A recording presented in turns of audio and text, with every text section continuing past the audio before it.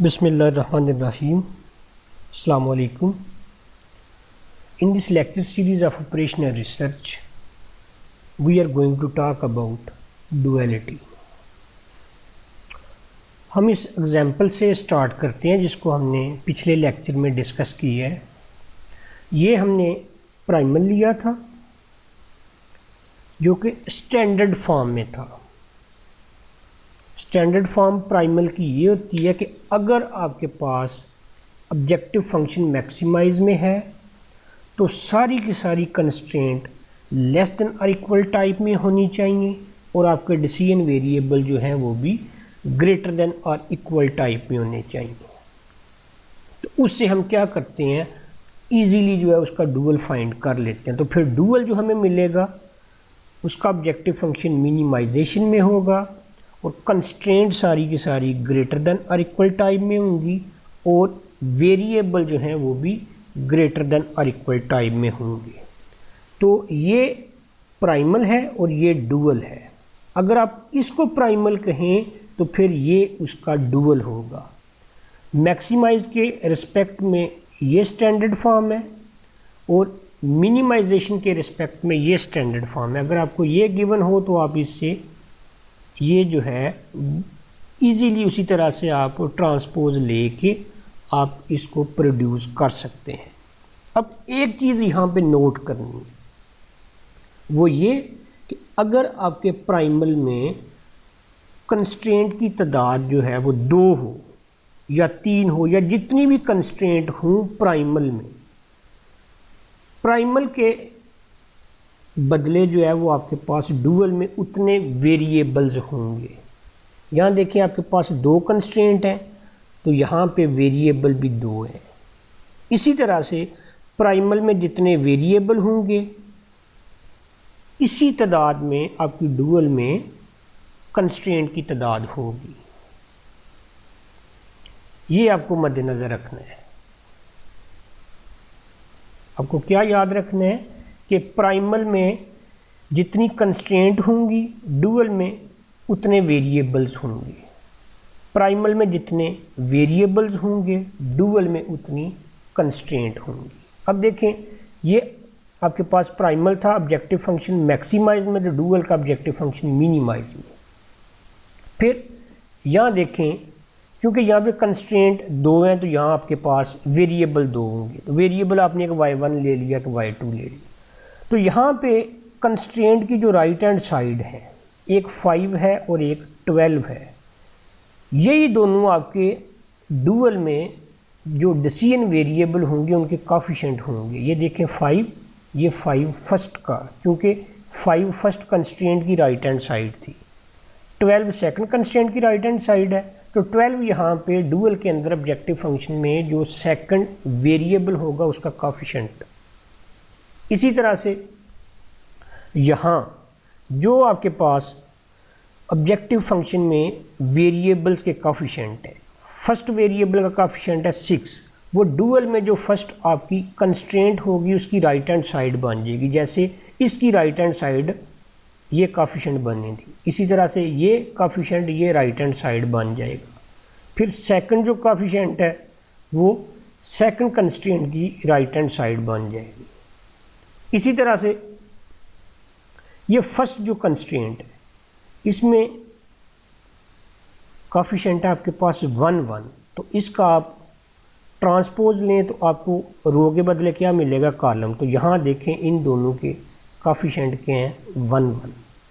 अब यहाँ देखें सेकंड रो इसमें कोएफिशिएंट है 3 और 2, ये रो है। तो इससे आप कॉलम बनाएंगे तो ये देख लें 3 और 2। तो इसको मद्देनज़र रखते हुए आप क्या करते हैं, इजीली जो है वो डुअल बना लेते हैं। लेकिन दोबारा मैं ये कह रहा हूँ ये डुअल तब बनेगा अगर आपका प्राइमल जो है वो स्टैंडर्ड फॉर्म में है। अब ज़रा एक हम प्रॉब्लम लेते हैं जिसमें आपका प्राइमल जो है वो स्टैंडर्ड फॉर्म में नहीं है, तो उससे हम डुअल कैसे बनाएंगे वो प्रोसीजर सारा देखते हैं। ये एक हमने प्रॉब्लम ली, इसमें देखें आपके पास ऑब्जेक्टिव फंक्शन जो है 5x1 + 6x2, जबकि जो कंस्ट्रेंट है ये 3 है। उनमें पहली कंस्ट्रेंट आपके पास इक्वेशन है, दूसरी कंस्ट्रेंट आपके पास ग्रेटर वाली है, तीसरी कंस्ट्रेंट आपके पास लेस वाली है, मिक्स अप कंस्ट्रेंट है। ये तीन ही टाइप हो सकती हैं, या इक्वेशन, या ग्रेटर दैन इक्वल, या लेस दैन इक्वल टाइप। अब वेरिएबल देखें, वेरिएबल है आपके पास दो। एक वेरिएबल तो आपका स्टैंडर्ड फॉर्म में है, लेकिन जो फर्स्ट वेरिएबल है इसके साथ लिखा हुआ है अनरिस्ट्रिक्टेड, यानी इस पे कोई रिस्ट्रिक्शन नहीं है। जैसे इस वेरिएबल पे रिस्ट्रिक्शन है कि ये सिर्फ पॉजिटिव हो सकता है या ज़ीरो हो सकता है, लेकिन इस पे कोई रिस्ट्रिक्शन नहीं। ये पॉजिटिव भी हो सकता है, नेगेटिव भी हो सकता है और ज़ीरो भी हो सकता है। इसके बारे हमें कोई श्योरिटी नहीं कि ये पॉजिटिव है, नेगेटिव है या ज़ीरो है। अब ये प्रॉब्लम है आपके पास प्राइमल जो है ये मिक्स अप, इससे हमने क्या करना है, इसका डुअल बनाना है। तो अगर तो ये स्टैंडर्ड फॉर्म में होता, क्योंकि मैक्सिमाइज का ऑब्जेक्टिव फंक्शन है, तो सारी की सारी कंस्ट्रेंट मैक्सिमाइज के रिस्पेक्ट में लेस देन और इक्वल टाइप वाली होती, और वेरिएबल आपके दोनों ग्रेटर देन और इक्वल टाइप वाले होते, तो हम इजीली इसका डुअल बना लेते। लेकिन यहाँ पे सिचुएशन चेंज है, तो हमें क्या करना है, इसका डुअल बनाने के लिए इसको पहले स्टैंडर्ड फॉर्म में ही तब्दील करना है। लेकिन स्टैंडर्ड फॉर्म में तब्दील करने के लिए मुझे क्या करना है, पहले नंबर पे ये जो अनरिस्ट्रिक्टेड वेरिएबल है इसकी अनरिस्ट्रिक्शन को ख़त्म करना है। तो पहला काम हम यही करते हैं, हम क्या करेंगे, दो पॉजिटिव वेरिएबल ले लेंगे, नए दो पॉजिटिव वेरिएबल, उन दोनों का डिफरेंस जो है उसको हम x1 कह लेंगे। ठीक है, ये देखते हैं। ये हमने किया कि x1 जो है ये हमारे पास, ये प्रॉब्लम मैंने वो लिखी है ताकि हमें प्रॉब्लम दोबारा से पीछे जाके ना देखना पड़े। x1 अनरिस्ट्रिक्टेड है, तो x1 को मैंने x3 और x4 ये दोनों पॉजिटिव वेरिएबल हैं, इन दोनों के डिफरेंस के तौर पे लिख लिया। अब क्योंकि ये अनरिस्ट्रिक्टेड था, ना हमें पता था कि ये पॉजिटिव है, ना नेगेटिव है, ना ज़ीरो है, तो ज़रा इन पे गौर करें।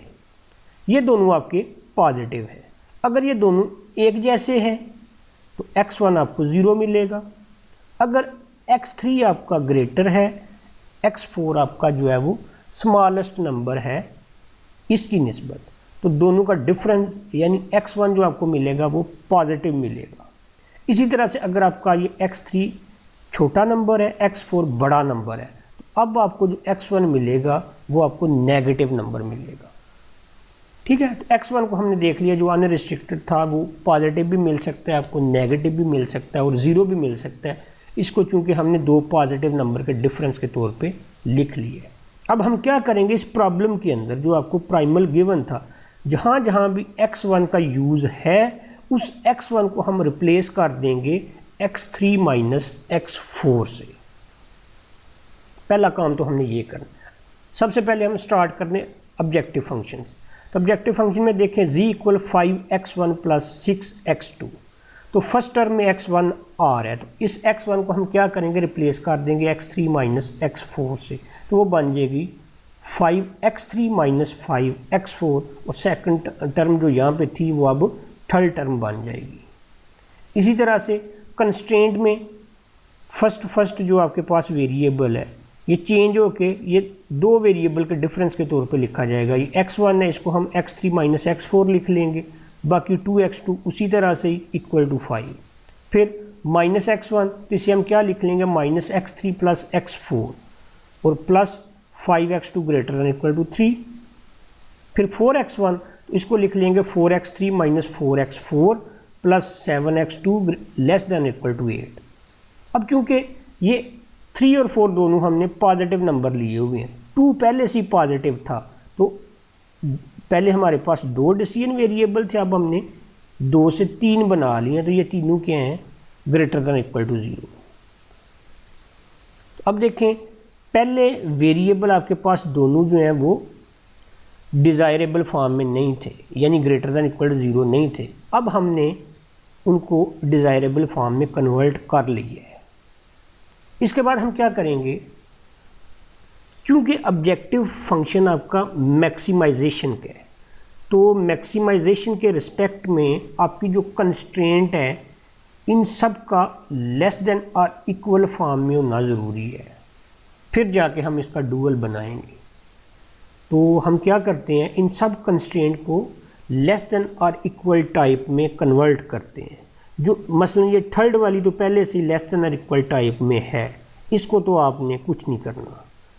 सेकंड वाली जो है ये ग्रेटर देन इक्वल टाइप है, और पहले मैं आपको बता चुका हूँ कि इनक्वालिटी का साइन चेंज करने के लिए हम क्या करते हैं, उस इनक्वालिटी को -1 से मल्टीप्लाई करते हैं। -1 से मल्टीप्लाई करने से ये जो साइन होता है ये रिवर्स हो जाता है।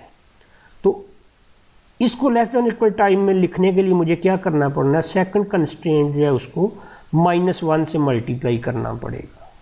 तो ये भी लेस देन इक्वल टाइम में चली जाएगी। रह जाएगी पीछे आपके पास इक्वेशन। इक्वेशन का क्या करेंगे, हमें पता है कि किसी भी इक्वेशन को हम दो इनक्वालिटीज़ के तौर पे लिख सकते हैं। एक इनक्वालिटी को हम ग्रेटर देन और इक्वल टाइप में लिख लेते हैं, दूसरी को हम लेस देन और इक्वल टाइप में लिख लेते हैं। मसलन अगर आपका x जो है वो ग्रेटर देन और इक्वल टू 3 भी हो और x लेस देन और इक्वल टू 3 भी हो, तो उसको हम फिर लिख सकते हैं उन दोनों इनक्वालिटी को कंबाइन करके x इक्वल टू 3। तो इसमें भी हमने ऐसे ही करना है। लास्ट स्टेप, और इससे जो मैंने अनाउंसमेंट की है वो हम यहाँ पे करते हैं। सबसे पहला काम क्या करना है, हमने ये जो इक्वेशन थी इस इक्वेशन को क्या करेंगे, एक इनक्वालिटी ऐसी लिखेंगे जो ग्रेटर देन इक्वल टाइप होगी और एक इनक्वालिटी ऐसी लिखेंगे जो लेस देन और इक्वल टाइप होगी। बाकी हमने कोई चेंजिंग नहीं करनी इस पूरी प्रॉब्लम में, इस स्टेप में। तो ये ऑब्जेक्टिव फंक्शन था आपका, उसी तरह से देख लें। फर्स्ट जो है इसको एक दफ़ा मैं लिखता हूँ लेस देन और इक्वल टाइप और एक दफ़ा मैं ग्रेटर देन इक्वल टाइप, बाकी सब कुछ टर्म जो है वो वैसी है। उसके बाद ये जो है, अब क्योंकि फर्स्ट जो है ये इक्वेशन थी, इससे हमने दो कंस्ट्रेंट बना ली हैं, एक लेस वाली एक ग्रेटर वाली। तो पहले हमारे पास 3 कंस्ट्रेंट थी, अब कंस्ट्रेंट की तादाद हो गई है 4। ये जो यहाँ पे सेकंड में है, अब ये इसका नंबर थर्ड होगा और थर्ड वाली का नंबर फोर्थ होगा, ये उसी तरह से। अब सारी की सारी हमारे पास जो है वो इनक्वालिटी बन गई। करना क्या है, स्टैंडर्ड फॉर्म में कन्वर्ट करने के लिए हमें इन सब को लेस देन और इक्वल टाइप में लिखना है। क्यों? क्योंकि हमारा जो ऑब्जेक्टिव फंक्शन है वो मैक्सिमाइजेशन का। अगर ये मिनिमाइजेशन का होता तो स्टैंडर्ड फॉर्म में कन्वर्ट करने के लिए मुझे सारी ये जो इनक्वालिटीज़ हैं इनको ग्रेटर देन और इक्वल टाइप में लिखना पड़ता। वेरिएबल तो मेरे पहले से ही ग्रेटर देन इक्वल टाइप में आ चुके हैं। अब देखें ये फर्स्ट वाली जो है ये लेस देन इक्वल टाइप में है और लास्ट वाली जो है, इन दोनों को तो आपने एज इट इज़ रहने देना है। ये जो सेंटर वाली दो हैं ये दोनों ग्रेटर देन इक्वल टाइप वाली हैं, इन दोनों को आपने क्या करना है, -1 से मल्टीप्लाई करना है। जब -1 से मल्टीप्लाई करेंगे तो ये दोनों साइन जो हैं ये ग्रेटर की निस्बत जो है वो लेस में चेंज हो जाएंगे। तो फ़र्क क्या पड़ेगा, ये बन जाएगा -x3 + x4 - 2x2 less than और इक्वल -5, और ये x3 - x4 - 5x2 less than और इक्वल टू -3। ये देखें वो काम हमने कर लिया। यहाँ ये था ना आपका लास्ट जो है स्टेप, यानी लास्ट आइट्रेशन आपकी, ये हमने लिखी। इन दोनों को हमने मल्टीप्लाई करना था, -1 से मल्टीप्लाई किया तो ये आपको मिल गई। ठीक है, अब देखें आपका ऑब्जेक्टिव फंक्शन मैक्सिमाइज का है। सारी की सारी कंस्ट्रेंट आपकी लेस देन इक्वल टाइप में आ गई हैं और वेरिएबल आपके ग्रेटर देन इक्वल टाइप में आ गए हैं। तो ये बन गई है आपके पास स्टैंडर्ड फॉर्म। इस स्टैंडर्ड फॉर्म से आप क्या कर सकते हैं, इसका डुअल बना सकते हैं। ठीक है, इसका डुअल हम कैसे बनाएंगे, ये जो ऑब्जेक्टिव फंक्शन के कोफिशिएंट हैं वो डुअल की जो कंस्ट्रेंट होंगी उनकी राइट हैंड साइड बन जाएंगी। इन कंस्ट्रेंट की जो राइट हैंड साइड है वो डुअल के ऑब्जेक्टिव फंक्शन के जो वेरिएबल्स होंगे उनके कोफिशिएंट बन जाएंगे, और इसी तरह से वेरिएबल जो हैं उनको देख लेंगे कि इन पे कोई रिस्ट्रिक्शन है या नहीं। अब जैसे मैंने स्टार्ट में बात की है कि जब आपके पास प्राइमल ऑब्जेक्ट जो है वो स्टैंडर्ड फॉर्म में हो तो आप उससे डुअल बना सकते हैं, लेकिन एक चीज़ का ख्याल रखा जाता है कि प्राइमल में जितनी कंस्ट्रेंट होती हैं डुअल में उतने वेरिएबल होते हैं, और प्राइमल में जितने वेरिएबल होते हैं डुअल में उतनी कंस्ट्रेंट होती है। यहाँ देखें 4 कंस्ट्रेंट है, तो डुअल में जो वेरिएबल होंगे वो 4 होंगे। यहाँ देखें वेरिएबल 3 है, तो डुअल में जो कंस्ट्रेंट होंगी वो 3 होंगी। ठीक है, तो वो लिखेंगे हम कैसे, ये मैंने बता दिया कि जो यहाँ पे ये कोफिशिएंट है इन्होंने उन कंस्ट्रेंट की क्या बन जाना है, राइट हैंड साइड। यहाँ पे जो राइट हैंड साइड है उन्होंने ऑब्जेक्टिव फंक्शन के कोफिशिएंट बन जाना है, और सारी कंस्ट्रेंट क्योंकि लेस वाली हैं तो वहाँ पे सारी कंस्ट्रेंट ग्रेटर वाली आ जाएगी।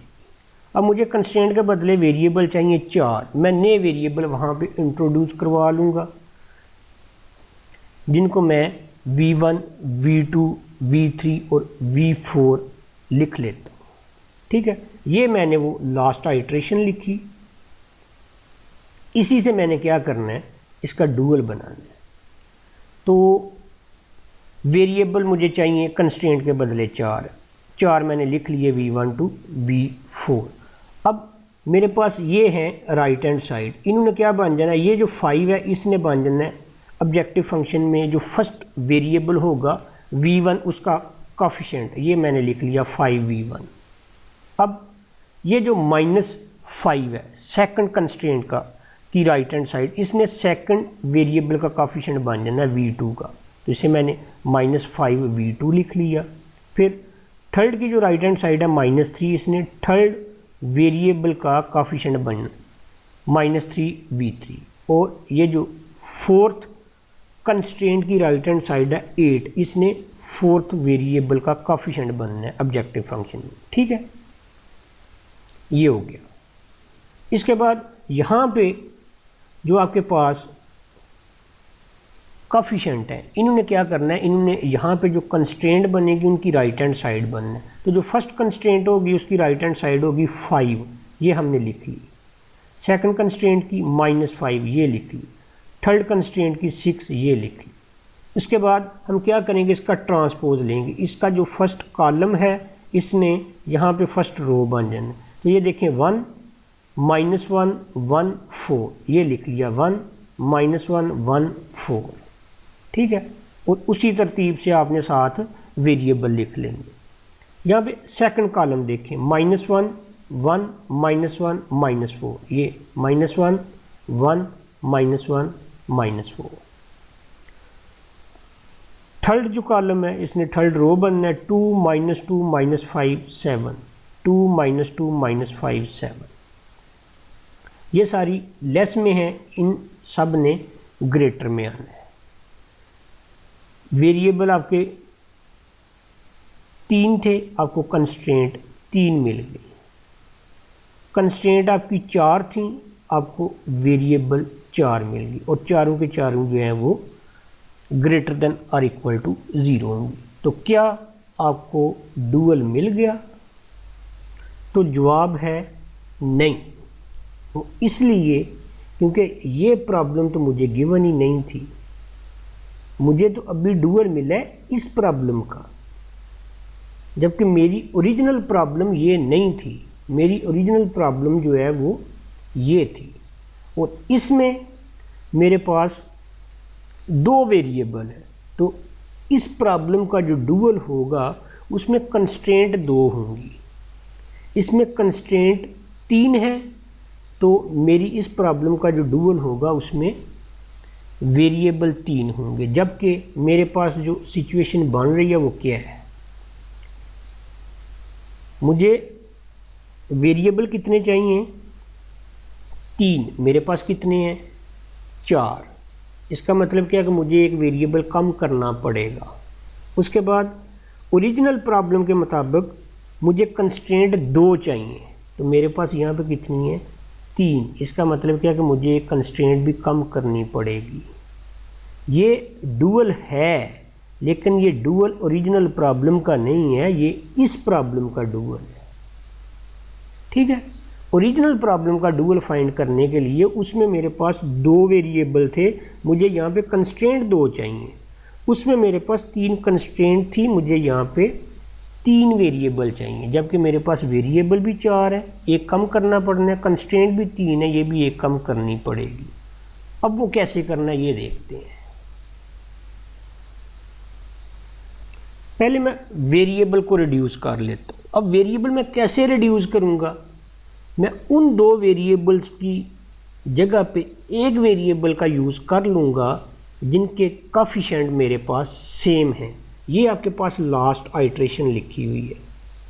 इसमें देखें कि ऐसे कौन से 2 वेरिएबल्स हैं जिनके कोएफिशिएंट जो है एक जैसे हैं। मसलन ऑब्जेक्टिव फंक्शन में देखें v1 और v2, इन दोनों के कोएफिशिएंट एक जैसे हैं 5 5। ठीक है, यहाँ देख लिया अगर ये v1 v2 दोनों के कोएफिशिएंट 1 1, यहाँ भी देख लें 1 1, यहाँ देख लें 2 2। इसका मतलब क्या है कि मैं v1 माइनस v2 की जगह पे एक नया वेरिएबल लिख सकता हूँ। उससे क्या होगा, मेरा एक वेरिएबल रिड्यूस हो जाएगा। तो ये मैंने लिखा कि v1 माइनस v2, इन दोनों की जगह मैंने क्या किया, मैंने v5 एक नया वेरिएबल लिख लिया। अब चूंकि v1 और v2 दोनों पॉजिटिव थे, तो इन दोनों का डिफरेंस जो है उसको मैंने v5 कहा हुआ है। तो ये चूंकि दोनों पॉजिटिव थे तो इसके बारे में मुझे नहीं पता होगा कि ये पॉजिटिव होगा या नेगेटिव हो, इसलिए क्योंकि अगर ये दोनों एक जैसे हुए तो v5 मुझे 0 मिलेगा। अगर v1 बड़ा हुआ v2 छोटा हुआ तो मुझे v5 पॉजिटिव मिलेगा। अगर v1 मेरा छोटा है और v2 जो है ये बड़ा नंबर है तो मुझे इनका डिफरेंस नेगेटिव मिलेगा। इस वजह से ये मुझे पॉजिटिव भी मिल सकता है, नेगेटिव भी मिल सकता है और 0 भी मिल सकता है। इस पर कोई रिस्ट्रिक्शन नहीं, जैसा कि इन पे रिस्ट्रिक्शन थी कि ये सिर्फ पॉजिटिव या 0 है, नेगेटिव नहीं है। तो v5 पे कोई रिस्ट्रिक्शन नहीं होगी। तो ये मैंने लिख लिया v5 इज़ अनरिस्ट्रिक्टेड। अब इस प्रॉब्लम के अंदर जहाँ जहाँ भी v1 माइनस v2 आ रहा है उसको मैं v5 से रिप्लेस कर दूंगा। सबसे पहले ऑब्जेक्टिव फंक्शन से स्टार्ट लेते हैं। ऑब्जेक्टिव फंक्शन आपका w इक्वल, इन दोनों में से मैं 5 कॉमन करूं तो ये मुझे मिलेगा v1 माइनस v2, तो उसको मैं क्या लिख लूँगा v5। तो क्या मिल जाएगा 5v5 ये। उसके बाद माइनस 3v3 प्लस 8v4 ये उसी तरह से। फर्स्ट कंस्ट्रेंट की बात करें तो v1 माइनस v2, इसको मैंने v5 लिखना है, ये लिख लिया। और उसके बाद v3 और plus 4v4 greater than equal to 5 उसी तरह से। फिर इन दोनों में से पहले मैंने माइनस को कॉमन किया तो ये मुझे मिल जाएगा v1 माइनस v2, उसको मैं v5 लिख लूँगा तो ओवरऑल मुझे मिलेगा माइनस v5, ये लिख लिया। और बाकी दोनों वेरिएबल आपके उसी तरह से। इसमें देखें 2 को कॉमन करें तो v1 माइनस v2, उसको v5 लिखना है तो फर्स्ट 2 टर्म को मिला के मुझे मिलेगा 2v5 ये minus 5v3 plus 7v4 greater than equal to 6। Variable पहले 4 थे, अब 3 रह गए। v3 और v4 तो पॉजिटिव ही है, लेकिन v5 जो है वो अनरिस्ट्रिक्टेड। बात हम कर रहे थे कि हमें एक वेरिएबल रिड्यूस करना था और एक कंस्ट्रेंट रिड्यूस करनी थी। वेरिएबल तो हमने रिड्यूस कर लिए, 4 से हमने 3 बना लिए जितने हमें रिक्वायर्ड है ओरिजिनल प्रॉब्लम के मुताबिक। अब मुझे क्या करना है, मुझे कंस्ट्रेंट भी जो है वो रिड्यूस करनी है। कंस्ट्रेंट भी उसी तरह से हम रिड्यूस करेंगे जैसे हमने वेरिएबल को किया। वेरिएबल के लिए हमने क्या किया कि 2 वेरिएबल को मिला के एक वेरिएबल बना लिया, लेकिन उनको मिलाया जिनके कोएफिशिएंट एक जैसे थे। इसी तरह से हम कंस्ट्रेंट को भी 2 को मिला के एक बनाएंगे और उनको करेंगे जिनमें वेरिएबल के कोएफिशिएंट एक जैसे हैं। मसलन फर्स्ट 2 देखें, दोनों की राइट हैंड साइड 5 5 है। इसमें v5 का कोएफिशिएंट 1 है, इसमें नेगेटिव 1 है, ये 1 है, ये नेगेटिव 1, ये 4, ये नेगेटिव 4। अगर मैं इसमें से नेगेटिव कॉमन करूं तो यहाँ कोएफिशिएंट और यहाँ जो है वो एक जैसे हो जाएगी। ठीक है, तो मेरे पास एक कंस्ट्रेंट लेस में आ जाएगी, एक ग्रेटर में आ जाएगी। तो चूंकि सेम कोएफिशिएंट के साथ होंगी तो उन दोनों से एक लेस की और एक ग्रेटर की हो तो उससे मैं इक्वेशन जो है वो बना लूँगा। ये मैंने वो लास्ट आइट्रेशन लिखी है।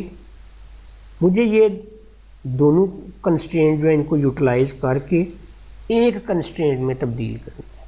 तो सबसे पहले मैं क्या करता हूँ, ये जो सेकंड कंस्ट्रेंट है इसको मैं -1 से मल्टीप्लाई कर देता हूँ। -1 से मल्टीप्लाई किया तो ये सारे साइन नेगेटिव हैं, ये पॉजिटिव हो जाएंगे और साथ ही आपका जो साइन है ये चेंज हो जाएगा, ये ग्रेटर की बजाय लेस में चला जाएगा। बाकी पूरी प्रॉब्लम में कोई चेंज नहीं, बाकी उसी तरह से लिखी, सिर्फ ये जो कंस्ट्रेंट है इसको इस तरह से लिख लिए। अब देखें फर्स्ट और सेकंड कंस्ट्रेंट को, V5 दोनों के कोफिशिएंट सेम है, V3 दोनों के सेम है, V4 दोनों के सेम है, राइट हैंड साइड भी सेम है, लेकिन एक ग्रेटर में है एक लेस में है। तो इन दोनों को मैं मिला के क्या कर लूँगा, इक्वेशन बना लूँगा।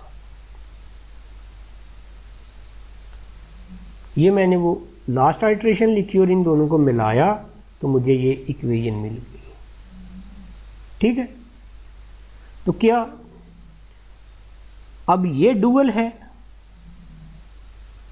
नहीं, ये भी डुअल नहीं है। वो इसलिए क्योंकि हमें थोड़ी सी और इस पर मेहनत करनी है, वो मैं बताता हूँ कि ये डुअल क्यों नहीं है।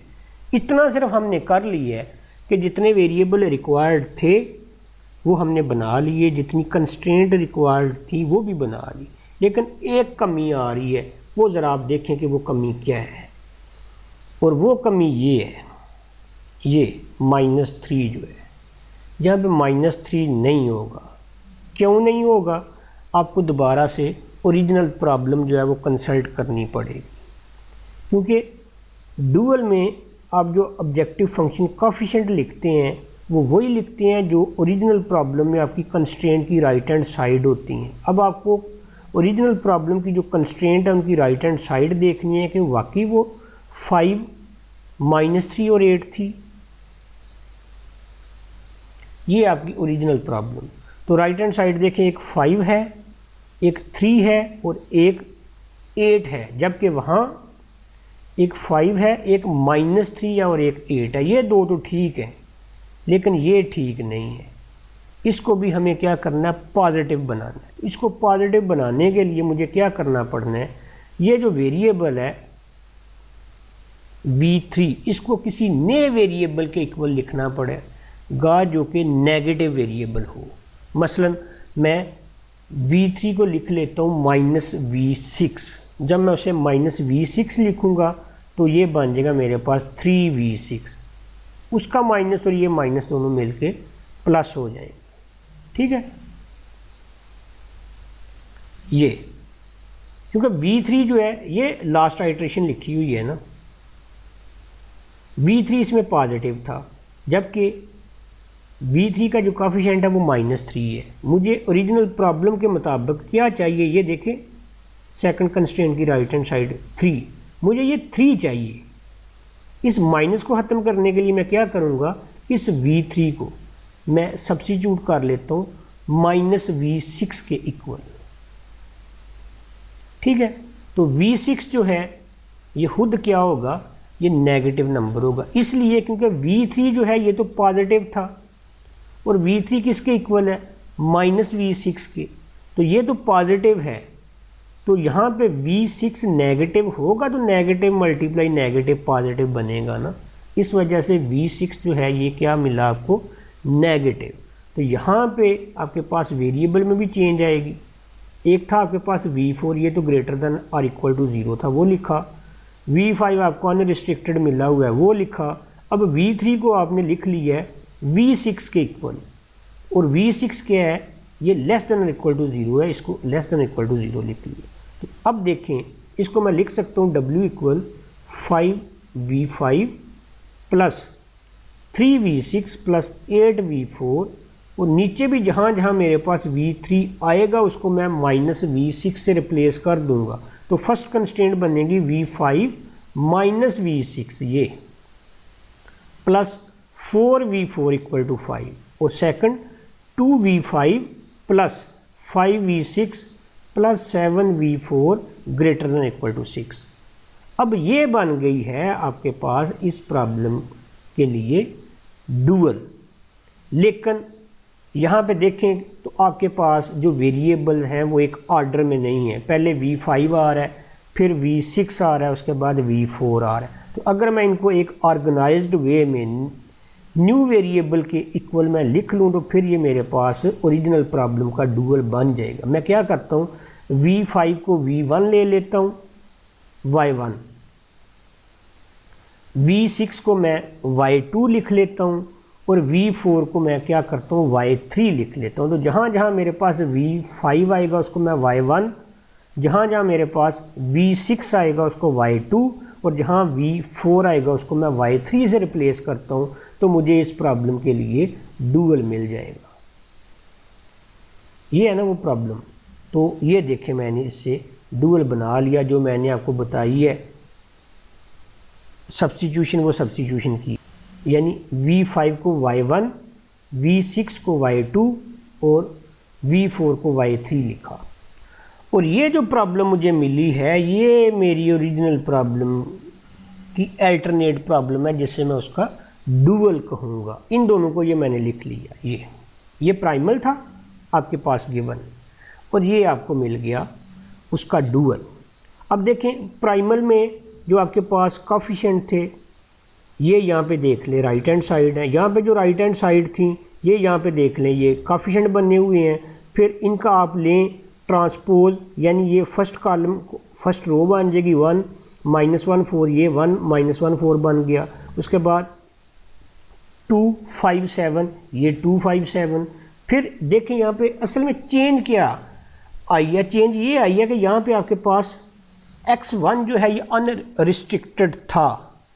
तो आपको क्या करना पड़ेगा, डुअल में जो वेरिएबल अनरिस्ट्रिक्टेड होगा उसके बदले वही कंस्ट्रेंट आपको इक्वेशन लिखनी पड़ेगी। मसलन फर्स्ट वेरिएबल अगर आपका अनरिस्ट्रिक्टेड है तो यहाँ पे फर्स्ट कंस्ट्रेंट आपको इक्वेशन लिखनी पड़ेगी। अगर सेकंड वेरिएबल अनरिस्ट्रिक्टेड होता तो आप यहाँ पे सेकंड कंस्ट्रेंट को इक्वेशन लिखते।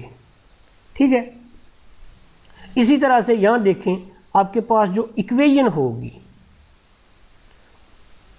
इसके बदले डुअल में वही वेरिएबल उसी ऑर्डर का उसको आप अनरिस्ट्रिक्टेड लिखेंगे।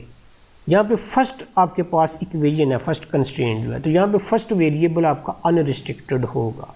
बाकी हम देखते हैं, इसके लिए हम एक टेबल बनाते हैं, उस टेबल में हम सारी डिस्कशन लिखते हैं।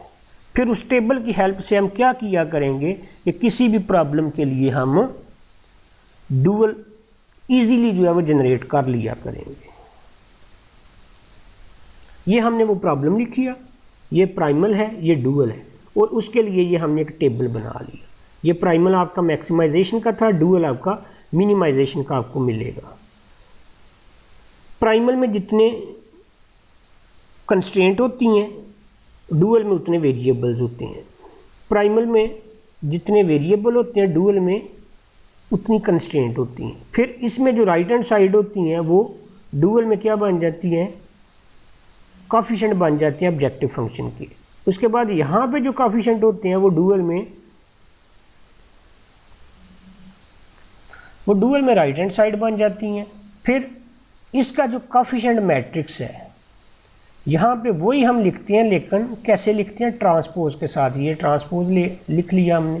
फिर यहाँ पे नंबर ऑफ इक्वेशन, जितनी इक्वेशन होंगी उतने यहाँ पे अनरिस्ट्रिक्टेड वेरिएबल होंगी। अब कौन सी इक्वेशन है उसी के बदले वही वेरिएबल आपका अनरिस्ट्रिक्टेड होगा। ये हमने लिखा नंबर ऑफ इक्वेशन और नंबर ऑफ अनरिस्ट्रिक्टेड वेरिएबल। फिर यहाँ जितने अनरिस्ट्रिक्टेड वेरिएबल होंगे उसी तरह से यहाँ पे इक्वेशन होंगी। अगर फर्स्ट वेरिएबल अनरिस्ट्रिक्टेड है तो फर्स्ट कंस्ट्रेंट आपके पास इक्वेशन होगी, ये लिखा।